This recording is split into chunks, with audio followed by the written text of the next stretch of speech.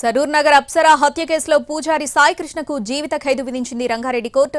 అప్సరను ప్రేమించి పెళ్లి చేసుకుంటారంటూ నమ్మించిన పూజారి ఆ తర్వాత ఆమెను హత్య చేశారు. కారులో తీసుకెళ్లి వాటర్ సంప్లో పూడ్చిపెట్టాడు. 4 ఏళ్ల పాటు అప్సరతో సాయి కృష్ణ ప్రేమ కలాపాలు సాగాయి.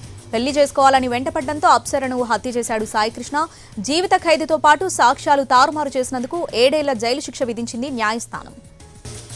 దీనికి సంబంధించి పూర్తి అప్డేట్స్ మా ప్రతినిధి రాధాకృష్ణ అందిస్తారు. రాధాకృష్ణ, ఈ కరీంనగర్ సంబంధించిన పూజారి వెంకట సాయి కృష్ణ తన ప్రేయస్ని హత్య చేసిన ఘటనకు సంబంధించిన దాంట్లో ఇవాళ రంగారెడ్డి జిల్లా కోర్టు తీర్పునిచ్చింది. జీవిత ఖైదు సాయి కృష్ణకి జీవిత ఖైదు నుంచి కూడా కొద్దిసేపటి క్రితమే ఆదేశాలు జారీ చేయడం జరిగింది. అలాగే అతను సాక్ష్యాధారాలను తారుమారు చేయడానికి ప్రయత్నం చేసిన మరొక కేసులో కూడా దాదాపు 7 ఏళ్ల పాటు జైలు శిక్షను కూడా విధించింది కోర్టు.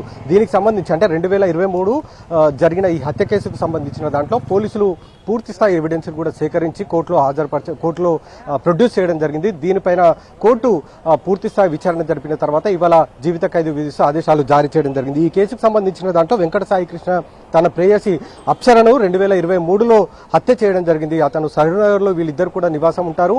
అతను ఆమెతో సహజీవనం కూడా చేయడం జరిగింది. ఆ తర్వాత ఆమె పెళ్లి చేసుకోమని ఆమె బలవంతం చేయడంతో వెంకట సాయి కృష్ణ శంషాబాద్లోని నరకొడ వద్ద ఉన్న ఒక నిర్మానుష ప్రాంతానికి తీసుకుని వెళ్లి అక్కడ ఆమెను హత్య చేయడం జరిగింది. ఆ తర్వాత అక్కడి నుండి డెడ్ బాడీని తీసుకొని వచ్చాడు. దాదాపు శంషాబాద్ నరకొడ నుండి సరూర్నగర్లో ఉన్న ఆర్డీఓ కార్యాలయం వరకు తీసుకొని వచ్చి అక్కడ ఉన్న కార్యాలయంలో ఉన్న ఒక సంపులో ఆమె డెడ్ బాడీని పెట్టడం జరిగింది. ఆ తర్వాత పైనుంచి సిమెంట్ మొత్తం కూడా కప్పేయడం జరిగింది.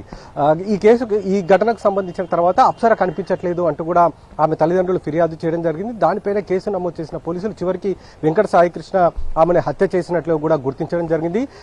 గుర్తించిన తర్వాత అతను అదుపులోకి తీసుకొని విచారించడం జరిగింది. ముందుగా అతను మాత్రం ఈ కేసుకు సంబంధించిన దాంట్లో అప్సరకు తను ఎక్కడ చంపలేదంటూ కూడా అతను చెప్పడం జరిగింది. కానీ పక్కా ఎవిడెన్స్ సేకరించిన తర్వాత అతను హత్య చేసి పాతి పెట్టిన ప్రభుత్వ కార్యాలయానికి సంబంధించిన దాంట్లో కూడా ఆధారాలు సేకరించడం జరిగింది. అక్కడ ఆమె డెడ్ బాడీని బయటికి వెలికి తీశారు. ఆ తర్వాత పోస్ట్ మార్టం నిర్వహించి ఆ డెడ్ బాడీని కూడా కుటుంబ సభ్యులకు అప్పగించడం జరిగింది. ఈ కేసుకు సంబంధించిన దాంట్లో పూర్తిస్థాయి ఎవిడెన్స్ సేకరించిన తర్వాత అన్నిటినీ కోర్టులో ప్రొడ్యూస్ చేయడం జరిగింది. అలాగే ఛార్జ్ షీట్ కూడా దాఖలు చేయడం జరిగింది. దీనిపైన దాదాపు సంవత్సరంన్నరకు పైగా కూడా వాదోపవాదనలు కొనసాగిన తర్వాత ఇవాళ రంగారెడ్డి జిల్లా కోర్టు ఈ కేసుకు సంబంధించిన దాంట్లో పూజారి వెంకట సాయి కృష్ణకు జీవిత ఖైదు విధిస్తూ ఆదేశాలు జారీ చేయడం జరిగింది. అలాగే ఈ కేసుకు సంబంధించిన దాంట్లో కొన్ని సాక్ష్యాధారాలను అతను తారుమారు చేసేందుకు ప్రయత్నం చేశాడు కాబట్టి దానికి సంబంధించిన కేసులో కూడా మరొక 7 ఏళ్ల పాటు జైలు శిక్షను కూడా విధించడం జరిగింది. ప్రస్తుతం వెంకట సాయి కృష్ణను పోలీసులు అదుపులోకి తీసుకుని జైలుకి తరలించనున్నారు. శ్రావణి, రాధాకృష్ణ, ఈ తీర్పుపై అప్సర కుటుంబ సభ్యుల రియాక్షన్ ఏంటి? రాధాకృష్ణ,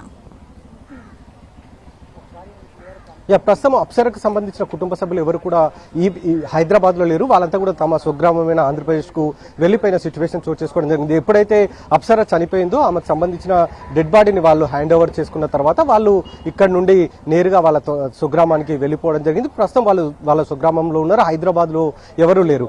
కొద్దిసేపటి క్రితమే వాళ్ళ కుటుంబ సభ్యులకు ఈ జడ్జిమెంట్కి సంబంధించిన సమాచారాన్ని కూడా అడ్వకేట్ తెలియజేయడం జరిగింది. కాబట్టి మరికొద్దిసేపట్లో వాళ్ళ నుంచి ఒక స్పందన కూడా వచ్చే అవకాశం అయితే కనబడుతుంది. పూజారి వెంకట సాయి కృష్ణ హత్య చేసిన ఘటనపైన మాత్రం అప్సర కుటుంబ సభ్యులు హర్షాన్ని వ్యక్తం చేస్తున్నారు. అతనికి జీవిత ఖైదు శిక్ష ఏదైతే పడిందో దానికి సంబంధించి హర్షం వ్యక్తం చేసినట్లు కూడా అడ్వకేట్ తో ఫోన్ లో మాట్లాడినప్పుడు చెప్పడం జరిగింది. శ్రావణ్.